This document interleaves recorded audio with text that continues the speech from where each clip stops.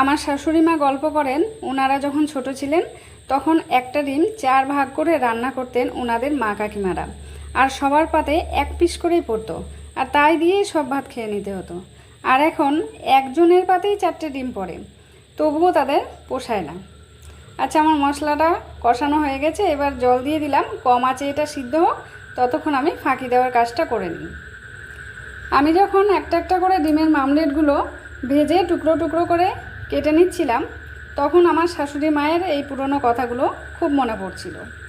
যখন দেখবেন ঘরে ডিম কম আছে আর মানুষ বেশি আছে, তখন আমার মতন এইভাবে ফাঁকি দিয়ে রান্না করে সবাইকে খাইয়ে দিন। কেউ টেরও পাবে না কটা ডিম খেলো। কি ঠিক বললাম তো? দেখুন, আমার মশলাটা কষানো হয়ে গেছে। এবার এর মধ্যে 2 চামচ টক দই দিয়ে আবারও মশলাটা খুব ভালো করে কষিয়ে নিচ্ছি।